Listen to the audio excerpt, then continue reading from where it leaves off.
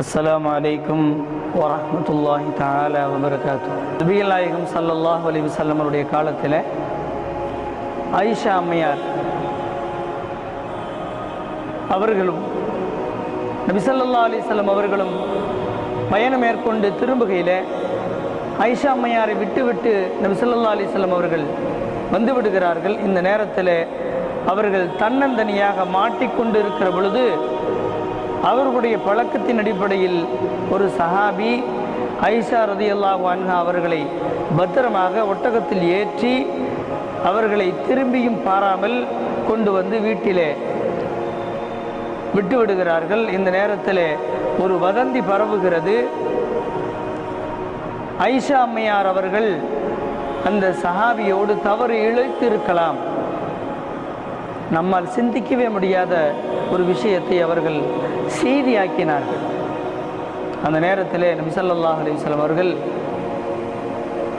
பொறுமை காத்தார்கள். அல்லாஹ்விடத்திலிருந்து வஹி வந்தது. 24வது அத்தியாயம் 10வது வசனம். இதைவிட இன்னொரு சம்பவம் இருக்கிறது. நபிகள் பெருமானார் ஸல்லல்லாஹு அலைஹி வஸல்லம் அவர்கள் இந்த பெண்களை எப்படியெல்லாம் நடத்தி இருக்கிறார்கள். அடிமை விலங்கை உடைத்து எறிந்தவர்கள் பெண்களை எப்பொழுது வேண்டுமானாலும் திருமணம் செய்து கொள்ளலாம், எப்பொழுது வேண்டுமானாலும் தன்னுடைய வாழ்க்கையிலிருந்து விலக்கி வைத்துக் கொள்ளலாம். வேலைக்காரியாக அல்லாமல் அவளை அடிமையாக நடத்தி கொண்டிருந்த காலத்தில் நபிகள் நாயகம் ஸல்லல்லாஹு அலைஹி வஸல்லம் அவர்கள்தான் அவர்களுக்கு கண்ணியம் வழங்கினார்கள். சந்தைக்கு கடைவீதிக்கு சென்றால் பெண்கள் தான் பொதி சுமப்பார்கள், சரக்குகளை சுமந்து செல்வார்கள். இந்த நிலைமைகளை எல்லாம் மாற்றி அமைத்தவர்கள் நபிகள் ஸல்லல்லாஹு அலைஹி வஸல்லம் அவர்கள். ஒரு முறை சஅத் இப்னு உபாதா ரலியல்லாஹு அன்ஹு வருகிறார்கள். யா ரசூலுல்லாஹ், இந்த வசனம் இறங்கியதாக நீங்கள் சொன்னதாக கேள்விப்பட்டேன். என்ன வசனம்?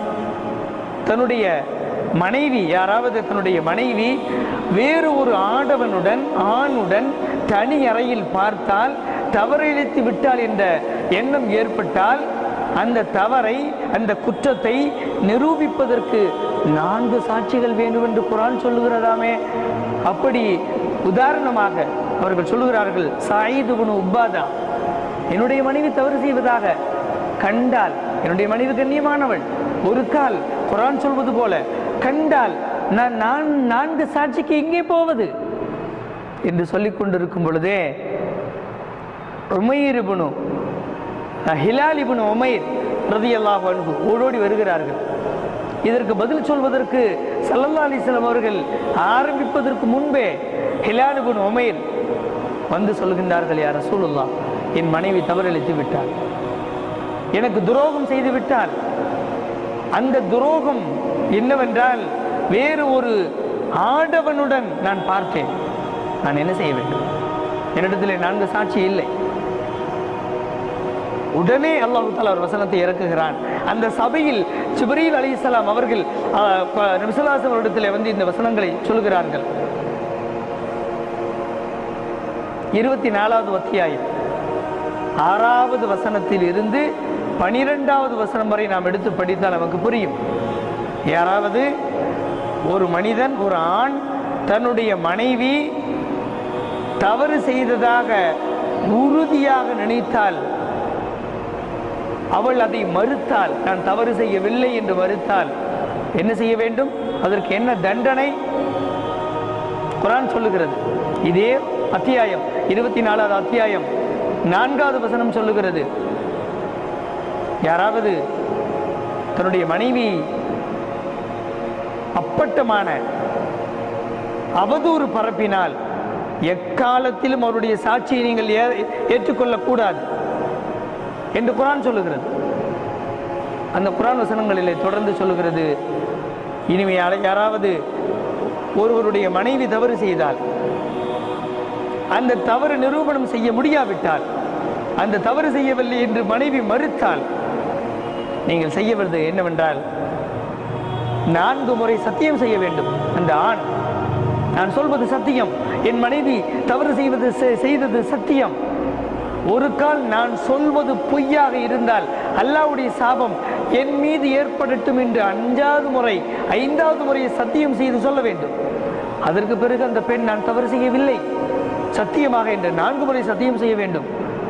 5வது முறை சத்தியம் செய்யும் போது நான் தவறு செய்யவில்லை, ஒரு கால் நான் தவறு செய்திருந்தால் அல்லாஹ்வுடைய கோபம் என் மீது ஏற்படட்டும் என்று சொல்ல வேண்டும். இந்த வசனம் இறங்கியவுடன் அந்த 2 சஹாபாக்களுக்கும் விளக்கம் சொன்னார்கள்.